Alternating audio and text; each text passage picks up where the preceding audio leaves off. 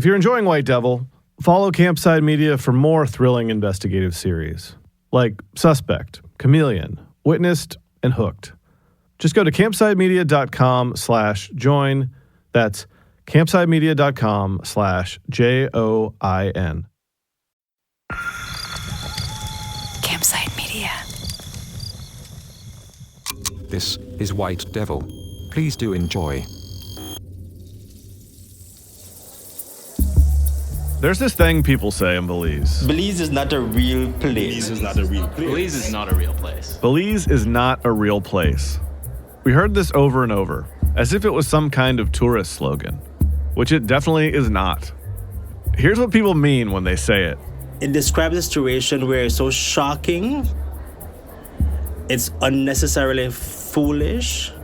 Let's say a police officer shoots down and kills a teenager, and he is not immediately charged for manslaughter or murder, or gets away or gets bail. The reaction of the public would have been, Belize is not a real place. It's just so jaw-dropping situation that you just can't believe that's happening here in our little Belize. It means that things in Belize often don't play out as you would expect them to. Institutions and officials make decisions that seem illogical, or even sometimes illegal. Power isn't questioned. It's just the way things are. Belize is not a real place is a way to articulate the hidden and powerful forces that permeate everything. Corruption in Belize is invisible, but you feel it and you live it, it accumulates. It's all these little things that seemingly are not connected, but collectively put together creates an ethos of corruption. And the people in power know it, and they know how to use it. So it's more or less like the West in the cowboy era, where it's the wild west. So outlandish things happen. There's so much corruption here, and especially in the police force, and it goes all the way to the top. It does exist at every level, at some level. Hippolito, who's out there on the ground reporting the news daily, he knows this as well as anyone. There's ongoing police brutality, ongoing police victimization, harassment, extortion. The bad apples in the bunch make the entire police department just totally look corrupt. Police corruption is often the most visible thing. Cops taking bribes, abusing power, treating rich people differently than poor people. That's all really easy to see. But as you move up through the courts into politics and powerful business interests, banks, government departments, public works, corruption becomes more abstract, hard to parse. But not so hard that the U.S. State Department missed it. A 2023 summary on human rights practices, which was just released, put it this way. Quote, officials often engaged in corrupt practices with impunity. Allegations of corruption in government among public officials, including ministers, deputy ministers, and chief executive officers, were numerous. Julie Lopez is a Guatemalan journalist with Belizean roots. She's both lived through the corruption and studied its mechanics. It's just widespread. It's like the state and the state agencies at the service of whoever can pay for this or that, Like, they do stuff for anybody, whether it's drug traffickers or it's contraband, from a little village like Kikocker to all the way to the top, In other words, if you have the money to pay for it, you can make it happen. It's really that simple. You see the expats living in these very nice places, and, there's two kinds of justice there for the people, for the haves and the have-nots. And that's one of the most fascinating parts of our story. Jasmine Harton was one of the haves. And overnight, she became a have-not. I think people are starting to see that I'm not getting special treatment, because when this all first started to happen, everyone thought, oh, well, she's rich, she's this. They didn't realize that I was booted out with absolutely nothing. Literally every cent that I had to my name was gone.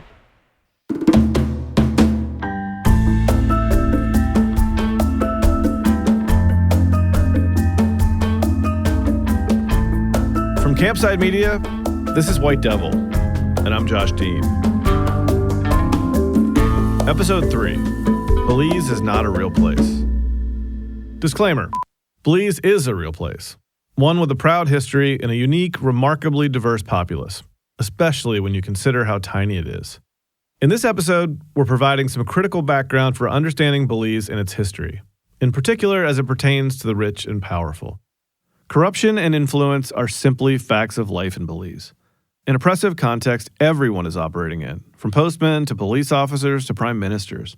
This also means that Belize's legal system lacks transparency, accountability, and equal access to justice. That's all important context for the story we're telling, but this background should not be taken as an accusation against any particular individual. Mr. Ashcroft, we heard so many rumors. We've heard you're Belizean, you're born in Belize, you lived in Belize. Tell us something about your childhood. I came here in 1953 and attended St. Catherine's School. My father was in the audit department here in Belize and left in 1956. And over the years, thought a considerable amount about Belize. The story of Jasmine Harton and Henry Jamat, of this tragic event in a country that rarely makes our news, I'm sure that story fades quickly if Jasmine is almost anyone else. The only reason you're still hearing about it, the same reason I'm here telling it, is because of its connection to the voice you just heard, Michael Ashcroft. So who is he? The basics. Michael Ashcroft is 78 years old as of this moment. His birthday is in March. The son of civil servants, Ashcroft made his fortune as an entrepreneur, starting with the purchase of a struggling cleaning company for a single £1 in 1974. 3 years later, he sold the company for £1.3 million, and his career as a buyer and seller of companies was off and running. Ashcroft is a caricature of the posh British businessman. Stiff, fussy, dull. The last guy you want to get stuck next to at a cocktail party. But Michael Ashcroft isn't just some fussy Brit with $1 billion and a stiff upper lip. He also holds a Belizean passport. And his love affair with the country goes back to his childhood. Here's how he recalled it in his autobiography, Dirty Politics, Dirty Times, as read by an actor. To a 7-year-old boy, the scenery of this small but beautiful land held less of a fascination than those exotic creatures lurking in the jungle or swimming in the Caribbean. This was just about as different from my birthplace of Chichester, West Sussex, as anything I could have imagined. Those were carefree days, and I recall them fondly. Much of my personality was formed in these early years, making me cosmopolitan, proud of my essentially British roots, and possessed of a passion for Belize that has never faltered. Well, it did falter for a few decades. But in the late 80s, as he tells it, his passion was rekindled by finding an old yearbook with his Belizean primary school mates, many of whom, it would turn out, were now in positions of power and authority. Soon, he was buzzing back and forth between the UK and his old home. The government had asked me to become the trade and investment advisor to the High Commission in Belize. And on one of my trips, the consortium who were attempting to buy the Royal Bank of Canada had a discussion with me, asked if I were able to help or participate. I was delighted to spearhead the first Belizean bank. It was hard negotiations, but we brought the bank home, and it's developing and prospering very well.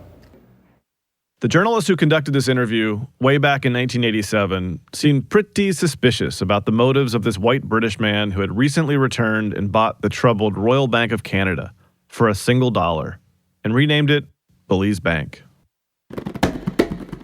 That bank, the first one wholly owned in Belize, became quite successful and helped Belize become an offshore banking center, going hand in hand with some very carefree regulations. In the 10 years between 1991 and 2001, the number of offshore companies registered in Belize jumped from fewer than 4,000 to more than 20,000. Over the decade that followed that bank takeover, Michael Ashcroft built an empire in his adopted home, with investments in telecoms, hotels, real estate, even fruit growing, under the blanket of a single company, Belize Holdings Incorporated, or BHI. BHI was given a 30-year exemption from taxes and was one of only 2 companies able to retain this status when the Offshore Banking Act and Money Laundering Prevention Acts were passed back in 1996. None of this was lost on local journalists. Okay, why is Michael A. Ashcroft so interested in investing in Little Belize? If by my participation as an international businessman, it can encourage others to look at and invest and develop with Belize, then I'd be very pleased indeed. I had never heard of this peculiar man, Michael Ashcroft, before I read the story about the shooting of Henry Jamont by a Canadian woman, who turned out to be the mother of Ashcroft's grandchildren. But his name, his specter, the idea of him, that, honestly, was the thread I was tempted to pull on. His wealth has enabled him to take over entire sectors and wield the kind of influence private individuals just don't have anymore over sovereign nations. As the UK's Guardian newspaper wrote back in 2009, open a bank account in Belize, buy a home, use an ATM machine, pick up a telephone, browse the internet or watch television, and there's more than a fair chance you will be a customer of a company that is, or has been, owned by Ashcroft. There was a time when this wasn't so unusual. In centuries past, fantastically rich individuals and families, or their proxy corporations, did control entire countries. You know the term banana republic? O. Henry coined it in a 1904 novel to describe Honduras, which was then controlled, for all intents and purposes, by the United Fruit Company. You know what Belize was called before independence? British Honduras.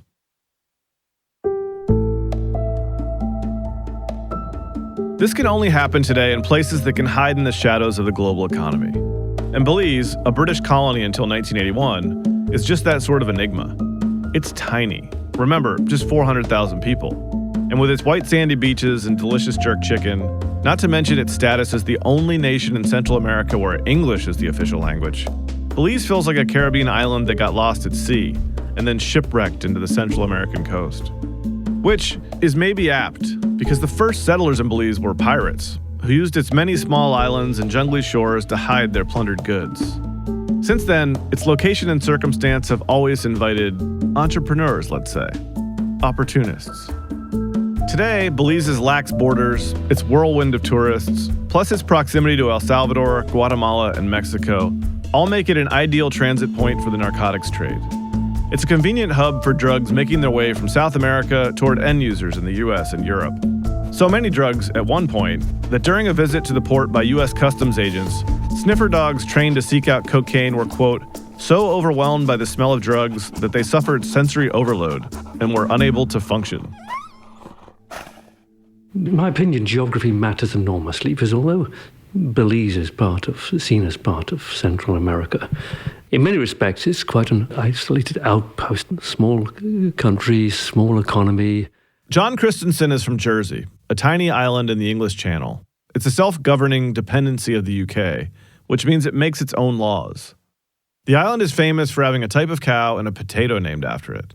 But beyond this, it's perhaps best known as a tax haven. John worked as an economist advising the government there before switching sides, leaving the island and founding the Tax Justice Network. Jersey is a tiny, windy, rocky place that in many ways resembles an upper-middle-class suburban market town in England. It's ostensibly nothing like Belize.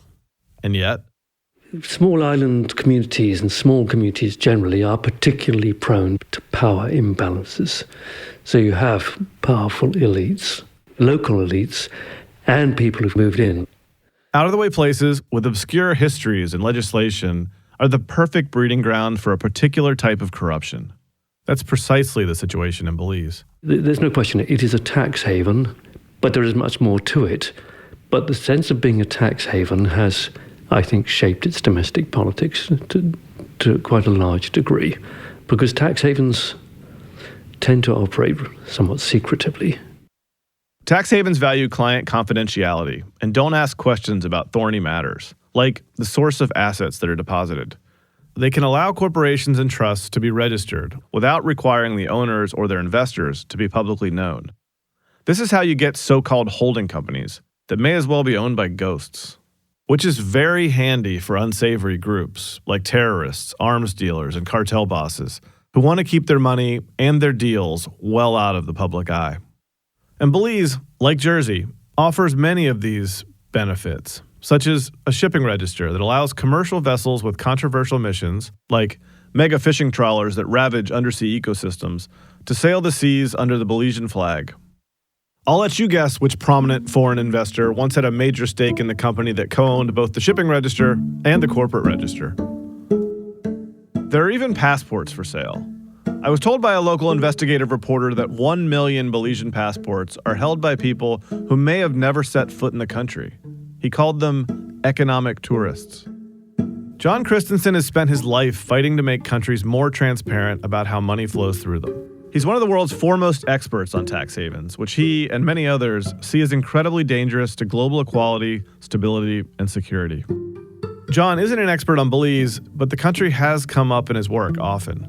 And he's made his name understanding places like Belize, where wealthy individuals and companies often make use of loopholes and shell corporations to keep things opaque. At a political level and at every level, they like to fly below the radar and not attract too much attention.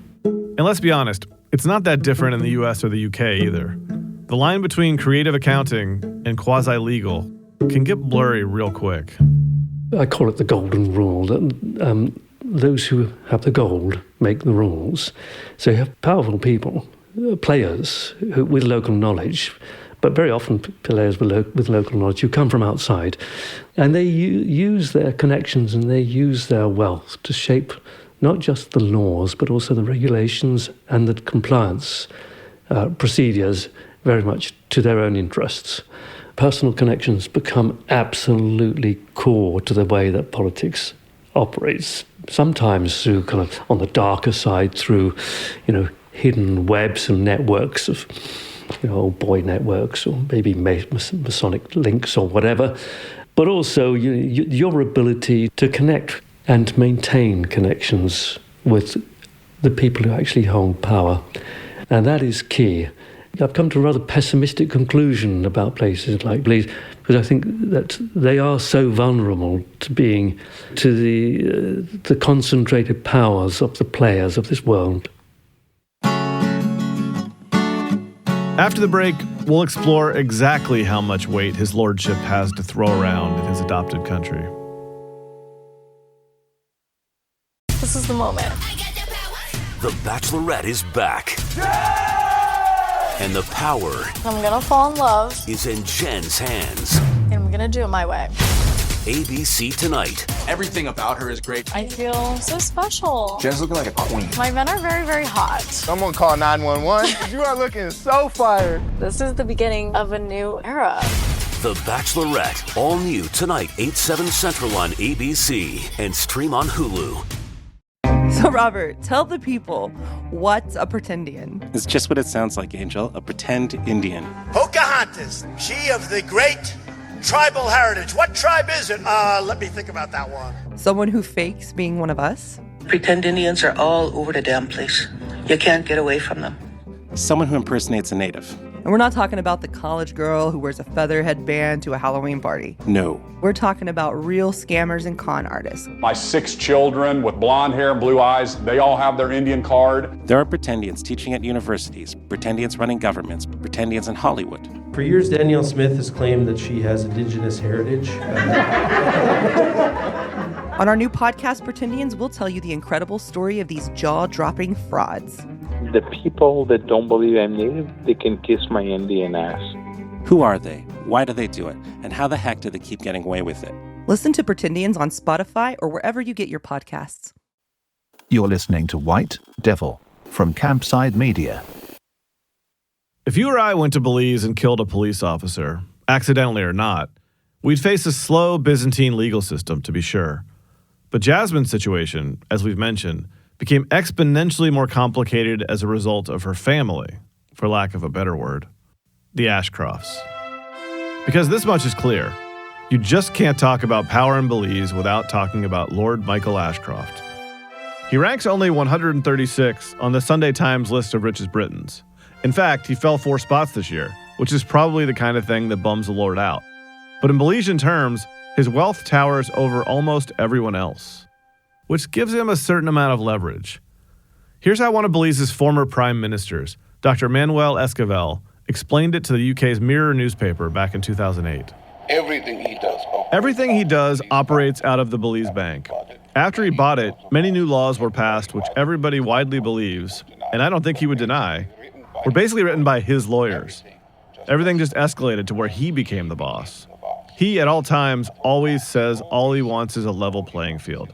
He just wants to be treated fairly. Being treated fairly means you give him what he wants. Give him what he wants. Esquivel was many years out of power at the time. Traditionally, it's been rare that someone so near the top dares to bite this particular hand when in office. But occasionally, it does happen. This is our house. This is our country. This is Dean Barrow, speaking in 2009. Barrow was then Prime Minister, addressing Parliament. Here we are masters. Here we are sovereign. And there will be no more suffering of this one man's campaign to subjugate an entire nation to his will. That one man he's talking about? Michael Ashcroft. Barrow met Ashcroft in the 80s, shortly after Ashcroft arrived back in Belize. Barrow was a young and powerful player in the United Democratic Party, the UDP, which was the party in power. Ashcroft chose to support the rival PUP, the People's United Party, which was out of favor. It's a trick he's used to great success in business, too. Buy low when an important asset is undervalued. Eventually, the PUP rose to power, and Ashcroft found himself in a position of even greater influence. Not just a very rich man with cash to invest, a very rich man with cash to invest and close friends who controlled the government. And then, because politics are cyclical, the PUP fell back out as the UDP ascended and elected Dean Barrow to lead. Here's how Barrow looked at him then. I'm reading this verbatim. Quote, "This sense of Lord Ashcroft's that he can pretty much call all the shots and that national governments must simply allow him to have his way, that's colonialism. I first met him in the 80s when he said he was interested in helping Belize. We actually, silly us, thought he was talking about being philanthropic more than anything else. But he was certainly not a knight in shining armor." Even though he seems to be a very mysterious man, everyone in Belize has this one perception of him. And it was used a few years ago in one of the newspapers. He was called the White Devil. A white man, a foreign man coming to Belize with all his billions of dollars and money. The perception from the public is that this man is no good for Belize. To be clear, Hippolito is not saying that Ashcroft the man is no good for Belize. He's saying that Ashcroft is an exemplar of a type of man, a modern-day colonialist who proclaims to be doing good. And he certainly does build things and support charities.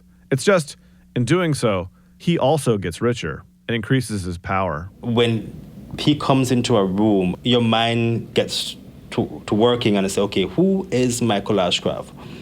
I've heard this from people in terms of his presence. And it's like Lord Voldemort in Harry Potter.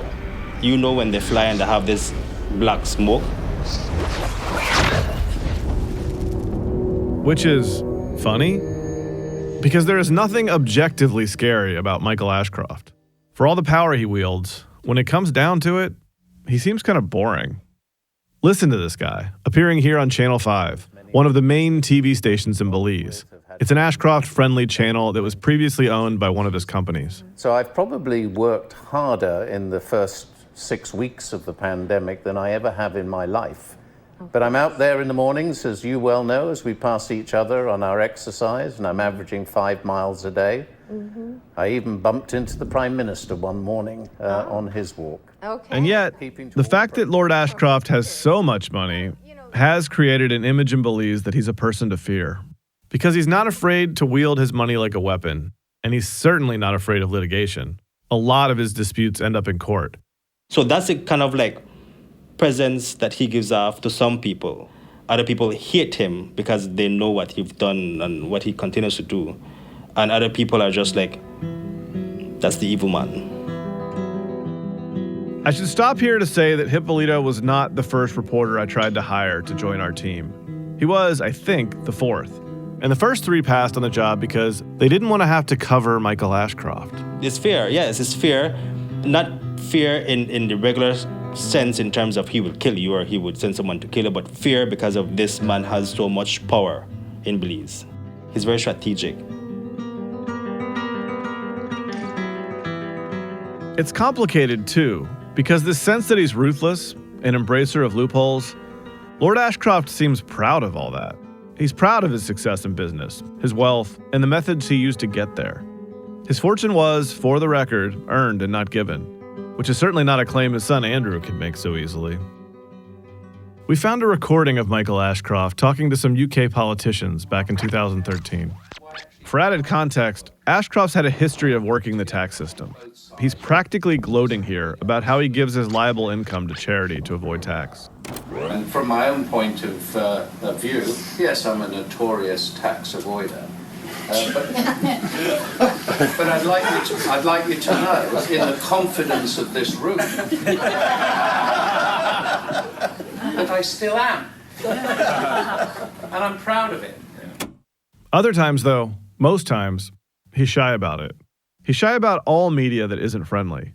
Take this amusing encounter in 2017, when a BBC journalist reporting on information revealed in the Paradise Papers leak tried to confront Ashcroft at the Tory party conference. Did you, sir, secretly control a trust in which you had tens of millions, therefore avoiding tax, sir? Did you do that? It's fantastic TV, by the way. Ashcroft looks extremely flustered, and he walks quickly away into a bathroom. Where are we going? This is brilliant. And that reporter followed him right in. I'm really keen to get your view, sir. Listen carefully.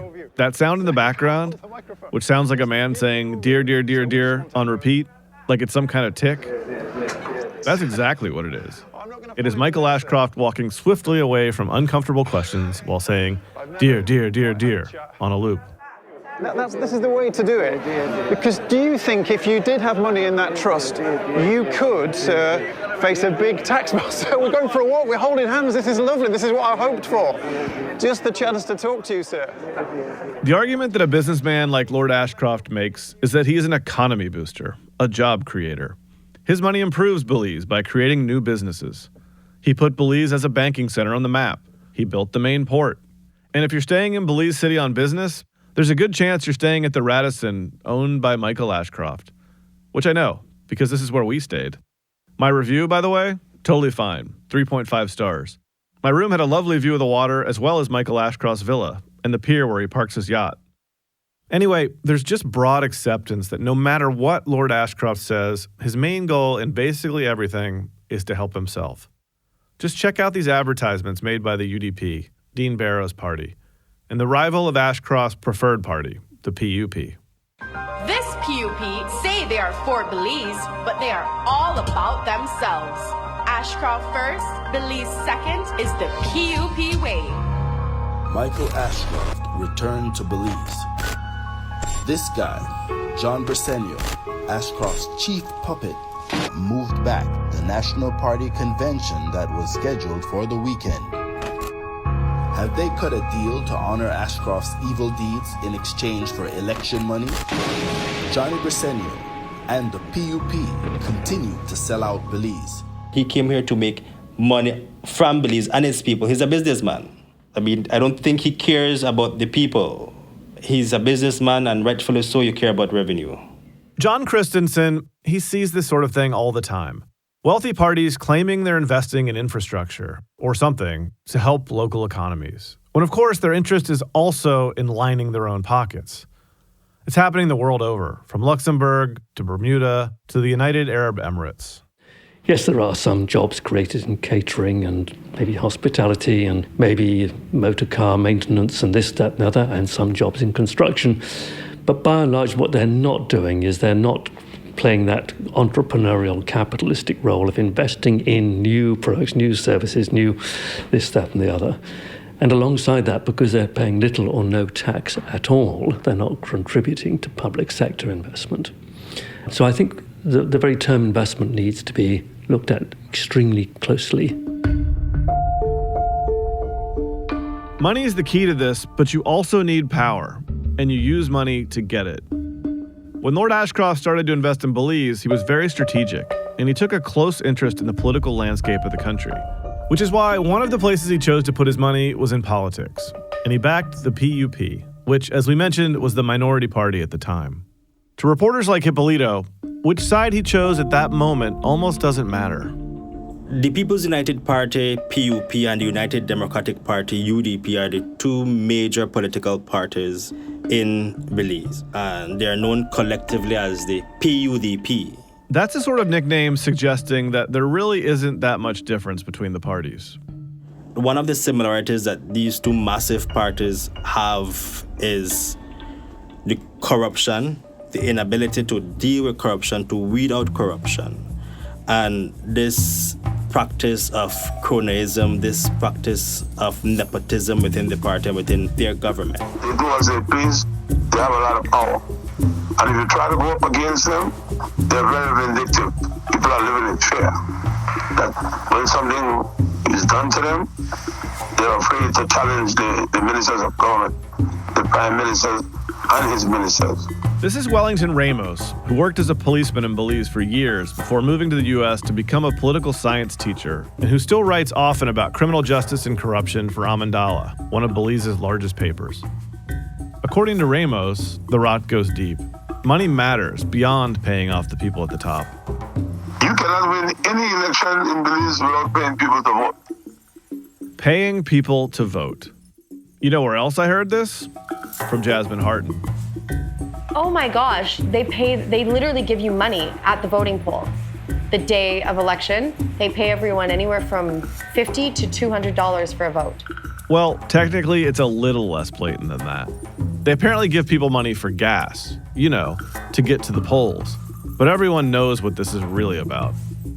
So-called bacon houses pop up around the country at election time, as shown here in a rare report from Channel 7. These are phantom operations, right? These operate in a political nether zone where it's like a black site, a political black site.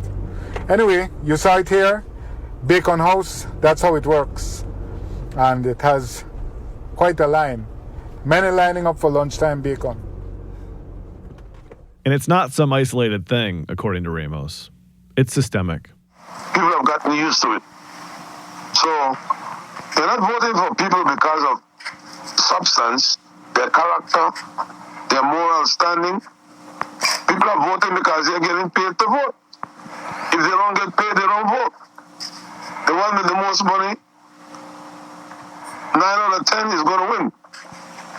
We are beginning to see politicians in Belize that have no substance. They don't have no education. It's all about money.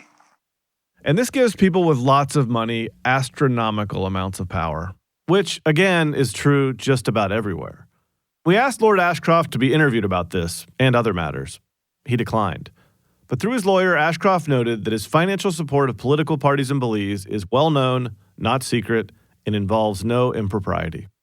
And to be clear, it's not illegal to give loads of money to a candidate or a party, and there are no laws in Belize saying political donations have to be declared. So we have no idea how much he or anyone else has donated to the PUP or the UDP. So it's not something we can put a number on. But the belief that Michael Ashcroft wields incredible power and often just gets his way as a result is widely held. Locals consider this to be gospel, basically. So regardless of what's actually and truly going on behind the scenes, the perception among Belizeans is that their country and its leaders are basically for sale. We heard this over and over. I would imagine Michael Ashcroft is chummy with all politicians he wants to be chummy with. I mean, there's no really an opposition to him. I think it's more for him, who can I befriend? This is our house. This is our country. Remember this? Here we are masters. Here we are sovereign. And there will be no more suffering of this one man's campaign to subjugate an entire nation to his will.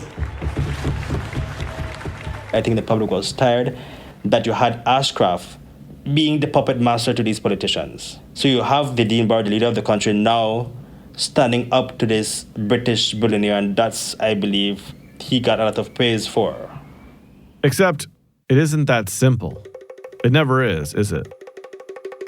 We'll get into that after the break. White Devil will return just after this. Corruption can only be crushed and democracy can only be real when the masses are empowered. But because we're so tribalized and divided politically, and it's money that makes that possible. This is Audrey Matura, talking about one of her favorite topics, the increasingly rotten nature of her country's institutions. Audrey started out first as a journalist and has been a senator for the UDP. That's Barrow's party. Her varied career also includes a stint as president of the Christian Workers Union, and she's led an environmental NGO. She now works in private practice as a lawyer, but she's had a career right at the coalface of Belizean politics. She's not afraid to get stuck in and stand up for what she believes in. And she's tangled with Ashcroft a few times. Once, she was summoned to his yacht to talk business. I would not sit there and have him tell me bullshit like the other members of the party did, so he literally threw us off his yacht. I will not go into far details because the story is not about that, but that's my first encounter with him. The public confrontation between Ashcroft and Barrow relates to one specific case that Audrey was adjacent to. Belize Telecommunications Limited had been created in 1987 when the UDP was in power. On January 1st, 1988, it was granted a 15-year exclusive license to operate the telecommunication services in Belize. 5 years later, when control flipped to the PUP, the telecom company was sold to one of Michael Ashcroft's many companies. But in 2009, 17 years after that, he was forced to give it up. The government decided to nationalize BTL because this was a critical public utility, too important of a thing to be in private hands. And what happened next tells us a lot about Belize. Ashcroft saw an opportunity to turn lemons into lemonade. BTL, in its new iteration, now called Belize Telemedia Limited, took the government to court. Any lawyer worth their salt would know that Michael Ashcroft would have won. Not because he's the good guy, but because legally, our Constitution says you can't just take away someone's property and not compensate them for it. It's not that they weren't going to compensate him for it at all, but Ashcroft felt the proposed valuation was way too low. Michael Ashcroft at the time held a meeting with me as president of the union, and he says to me, Ms. Matura, I'm not here with any agenda.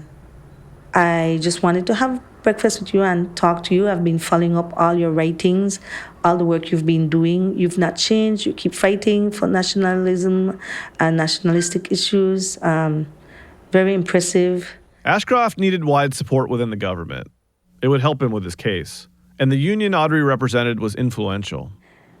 At that meeting, Michael Ashcroft made it clear to me that he knows he would win his case.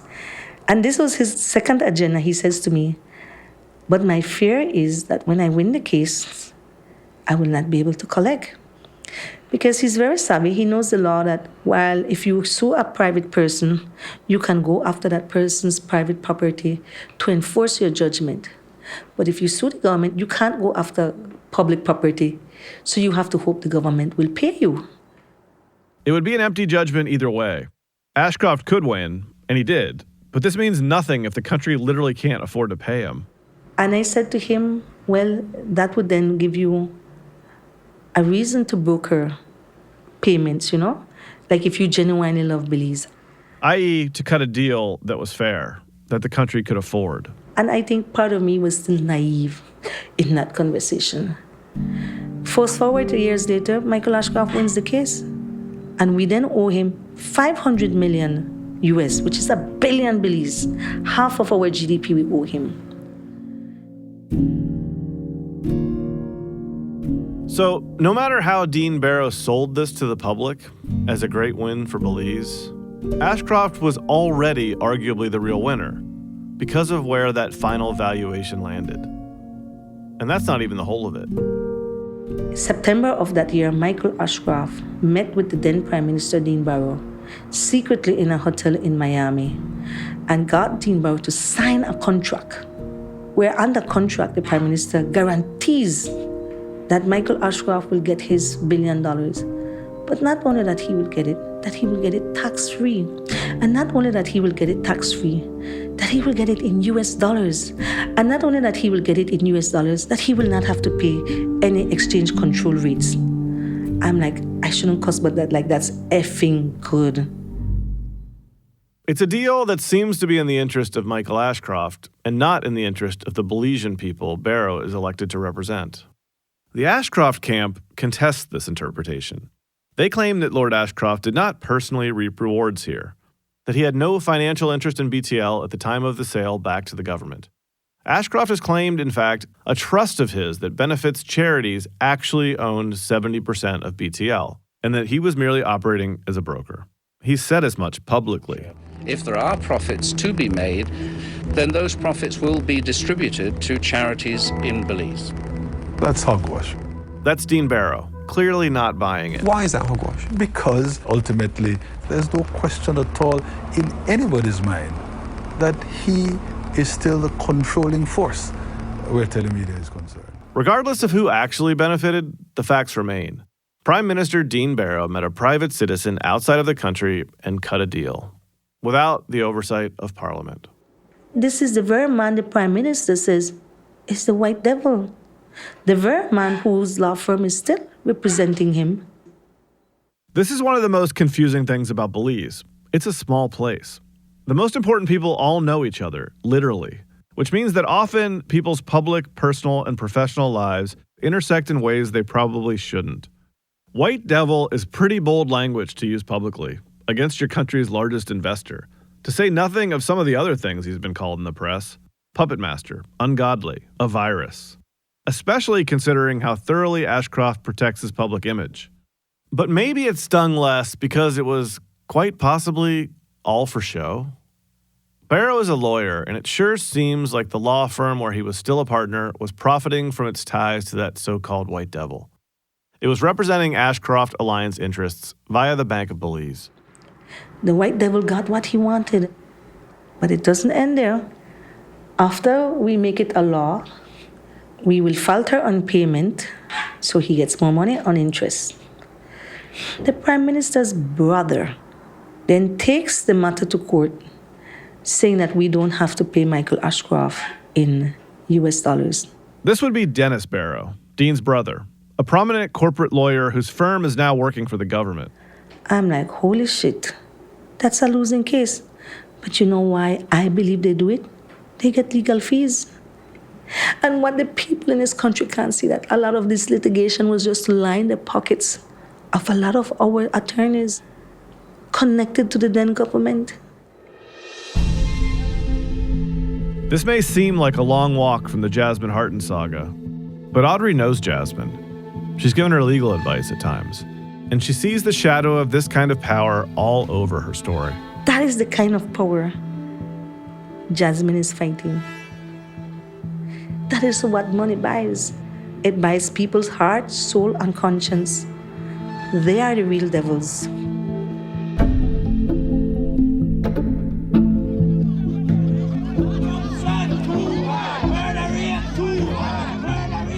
We've had countless stories of politicians doing so much wrong, and none has ever been convicted. All you see that murder, poverty, and corruption every day. You can't take on the system when the people who are the vanguard of the system are part of the problem. The ministers then they do a lot of stupidness, they get abused from the police force, all kind of things, and so corruption and that. If there was ever corruption legitimized in any jurisdiction, it's in this place that used to be Belize, a paradise, a jewel untarnished.